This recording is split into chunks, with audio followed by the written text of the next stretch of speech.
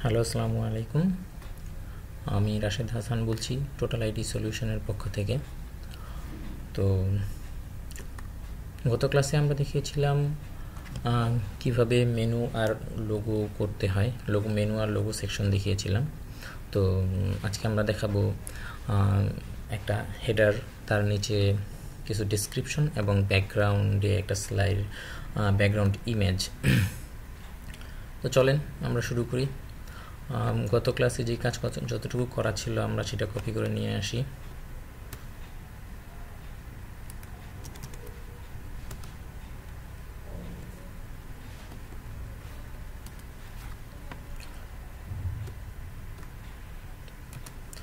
Notepad দিয়ে open করলাম।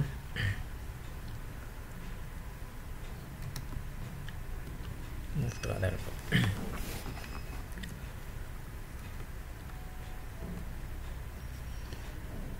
তো আমরা নতুন একটা ডিভ নিয়ে, এটা যেহেতু নতুন একটা সেকশন, নতুন একটা ডিভ নিয়ে কাজ শুরু করি। এই ক্লাসটার নাম দিই আমরা হেডার ব্যানার।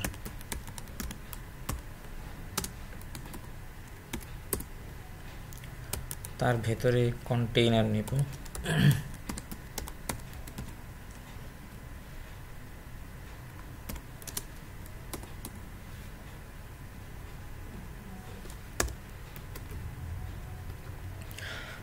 আমাদের এখানে দেখতে পাচ্ছি আমরা একটা হেডার আছে, হেডিং আছে H1, আর নিচে একটা টেক্সট আছে প্যারাগ্রাফ পি।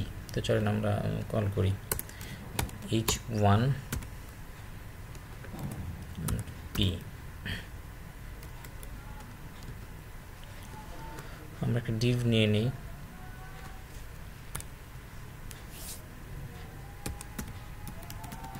হেডার টেক্সট নাম দিলাম ডিভটার।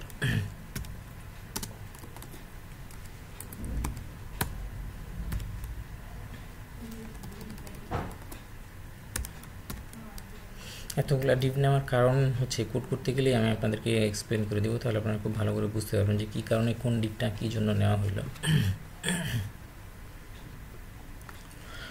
তো H1 এর হেডিংটা আমরা কপি করে নিয়ে আসি।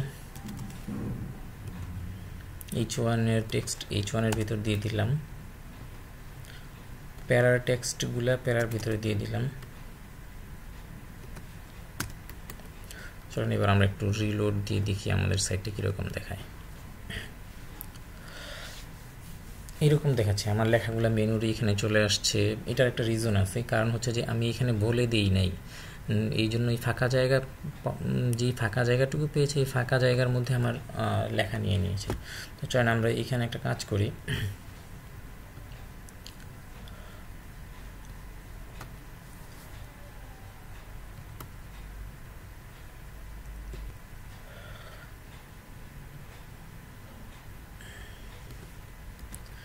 তো চলেন আমরা একটা কাজ করি, আমরা এই টোটাল সেকশনটাকে যদি অফ করে দিই, যে সেকশনের ভিতরে অন্য কোনো কোড ঢুকতে পারবে না, জায়গা নিতে পারবে না, তাহলে এই লেখাটা নিচে চলে আসবে।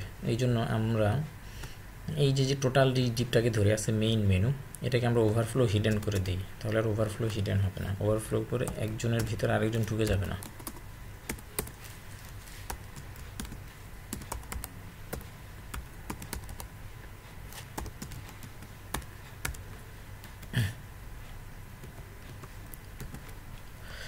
হ্যাঁ, আচ্ছা। তো এখন আমরা যদি একটু খেয়াল করি, আমি লেখার কালারটা দিই।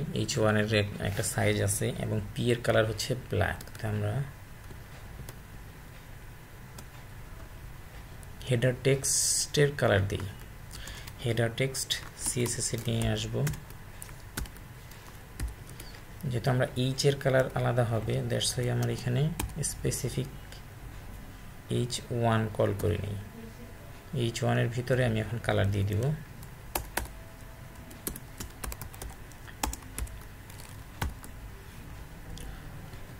কালার পিকার দিয়ে আমি কালারটা কপি করে নিলাম।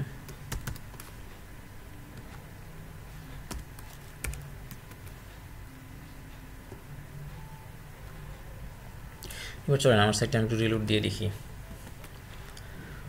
আচ্ছা, এটা দেখা যাচ্ছে।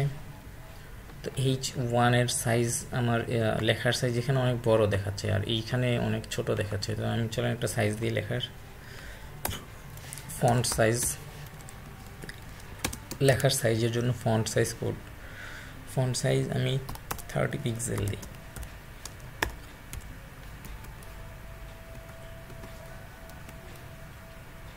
আচ্ছা, এখানে আরও বড় লাগবে, 50 দিই।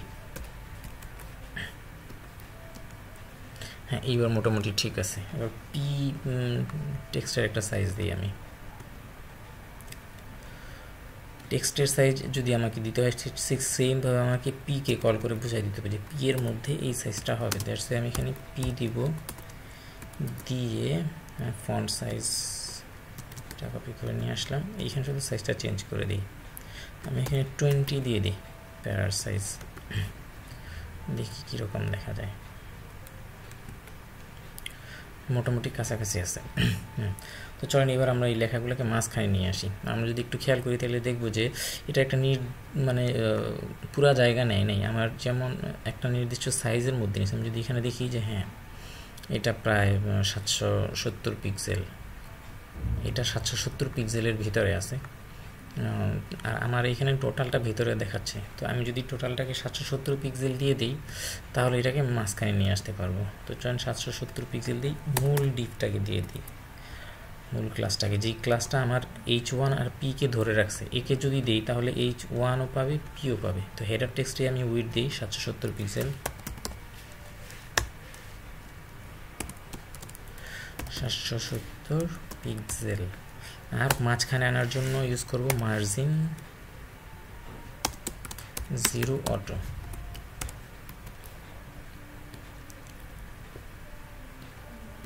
চলেন রিলোড দিই। আচ্ছা, এরকম দেখাচ্ছে কেন? 77 পিক্সেল হয়ে গেছে, 770 পিক্সেল। এবার একদম ঠিক আছে। এবার টেক্সট, আমার টেক্সটটা লেফট সাইড নিয়ে আছে।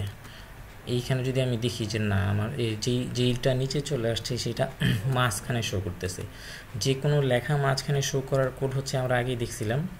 এখানে যদি আমি লিখে দিই টেক্সট অ্যালাইন সেন্টার,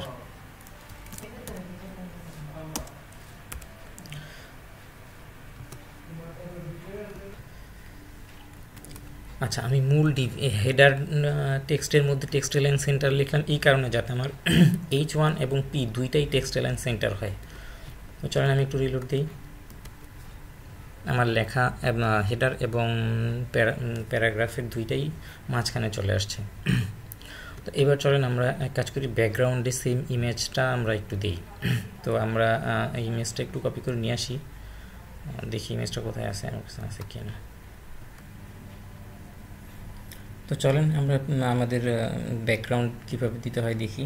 আজকে আমরা যেহেতু ব্যাকগ্রাউন্ড দিব হেডিং এবং এই প্যারা, এই দুইটার নিচে ব্যাকগ্রাউন্ডটা যেহেতু শো করবে, সেহেতু আমি যে মূল যেই ডিভটা আছে, এই যে হেডার ব্যানার, এর নিচে যদি দিই তাহলে H1 P দুইটাই উপরে থাকবে, ইমেজটার উপর থাকবে আর ইমেজটা নিচে গিয়ে দেখাবে। তো তাহলে চলেন আমি সেম ক্লাসটা কল করি। এখানে ক্লাস সিরিয়ালটা মেনটেন করবেন, কোনটার পরে কোনটা, তাহলে আপনার কোড খুঁজতে এবং করতে সুবিধা হবে।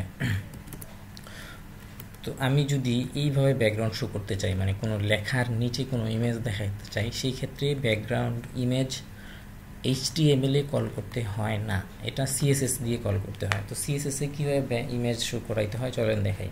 এখানে লিখবেন ব্যাকগ্রাউন্ড, এবার দিবেন অ্যাড্রেস URL, মানে ইমেজটা কোথায় আছে সেই অ্যাড্রেস URL দিয়ে ফার্স্ট ব্র্যাকেট। এরপর আমার ইমেজটা আছে হচ্ছে ইমেজ ফোল্ডারের ভিতরে, ইমেজেস, সেম ফোল্ডারের নেমটা দিবেন, স্ল্যাশ চিহ্ন দিবেন, ইমেজের নেমটা দিবেন। তো আমার এইখানে ব্যাকগ্রাউন্ড ইমেজের নেম আমি ব্যাকগ্রাউন্ডই দিই। আচ্ছা, bag.jpg, হ্যাঁ।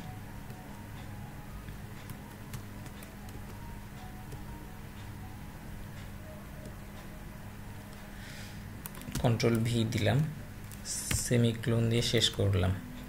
চলেন দেখি আমার এটা এখানে শো করে কিনা। ইমেজটা দেখাচ্ছে। অনেক সময় এইখানে ইমেজের রেজুলেশন যদি ছোট হয় তাহলে এই একটা ইমেজই বারবার রিপিট হয়, ওইটা যেন না হয় দ্যাটস ওয়াই আপনাকে এইখানে একটা কোড লিখতে হবে, নো রিপিট।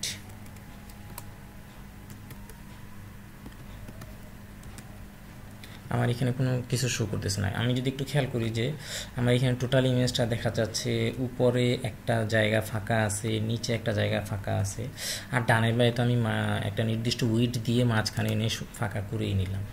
তো চলেন এবার উপরে নিচে কীভাবে ফাঁকা করতে হয় এটা একটু যদি আমি একটু দেখাই।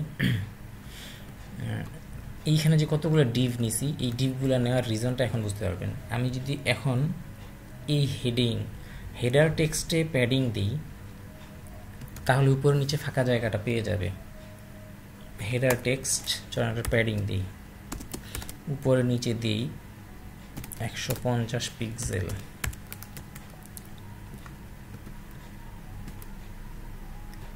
হ্যাঁ, এইবার টোটাল ইমেজটা দেখা যাচ্ছে, কিন্তু একদম সেম হুবহু দেখাচ্ছে না। তো চলেন আমরা একদম হুবহু কীভাবে করে একটু দেখি। আমি এখানে ব্যাকগ্রাউন্ড ইমেজ কল করলাম, এখন এইখানে আরেকটা কোড দিব, ব্যাকগ্রাউন্ড সাইজ। ব্যাকগ্রাউন্ড সাইজ দিব হচ্ছে কভার, মানে এইটা টোটাল কভারটা নিয়ে থাকবে, সরি এখানে কভার। আরেকটা জিনিস দিব ব্যাকগ্রাউন্ড পজিশন,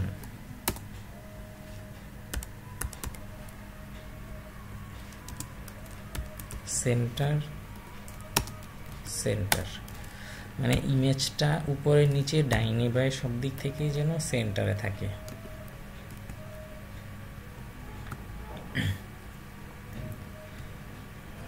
এখন আমি যদি একটু খেয়াল করি এটার সাথে, আমি স্ক্রল করলে ব্যাকগ্রাউন্ডটা কিন্তু তার জায়গায় ফিক্স থাকে এবং আমার এখানে টেক্সটটা উপরে ওঠানামা করে, মানে একটা অ্যানিমেশনের মতো কাজ হয়। এখানে কিন্তু সেটা হচ্ছে না। যদি একটু খেয়াল করি আমার ইমেজ লেখা দুইটা একসাথে নামতেছে। তো চলেন এইটাকে কীভাবে করে দেখি। এটা খুব সুন্দর একটা সহজ একটা code, same background position fixed, মানে ও ইমেজ ব্যাকগ্রাউন্ড ইমেজটা তার পজিশন অনুযায়ী ফিক্স থাকবে, সে নড়াচড়া করবে না। এবার রিলোড করি, ব্যাকগ্রাউন্ড অ্যাটাচমেন্ট হবে এটা।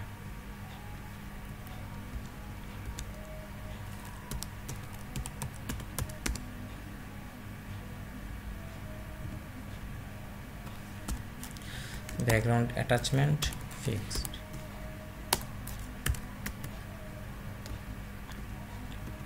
এবার রিলোড করি, এবার হচ্ছে।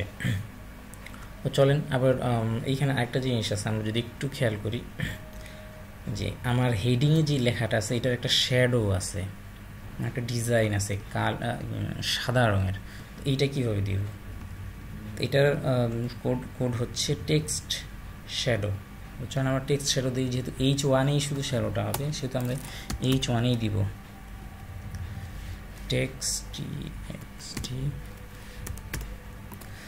টেক্সট শ্যাডো দিব 1 পিক্সেল, উপরে নিচে দিব 2 পিক্সেল, আর ডানে বাঁয়ে থাকবে 0 পিক্সেল।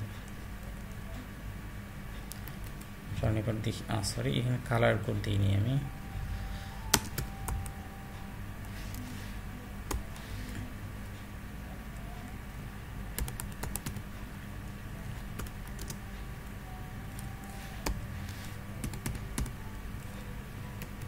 দেখি আমার শো করে কিনা, করতেছে না। আচ্ছা দাঁড়ান একটু ঠিক করে দিচ্ছি। আচ্ছা, টেক্সট শ্যাডো উপরে 1 পিক্সেল, নিচে 2 পিক্সেল, আর ডানে বাঁয়ে 0। এখন আমি এখানে কালারটা দিয়ে দিব সাদা কালার। আপনি যদি এখানে চান হোয়াইট লিখলে হোয়াইট পাবে, আমি কোড ইউজ করি কারণ এটাই বেস্ট কোড ইউজ করা, হেক্সা কোড। তো চলুন এবার আমি একটু রিলোড করি। হ্যাঁ, আমার এই শ্যাডোটা চলে আসছে। তো আজকে এই পর্যন্তই। আগামী ক্লাসে নিয়ে আসবো পরের সেকশন কীভাবে করতে হয় একসাথে পাশাপাশি আপনি এইরকম একটা হেডিং দিয়ে প্যারা দিয়ে তারপর কীভাবে আপনি 3টা লেখা শো করাবেন সেটা নিয়ে। তো আজ এটুকুই, সে পর্যন্ত ভালো থাকেন সবাই, আল্লাহ হাফেজ।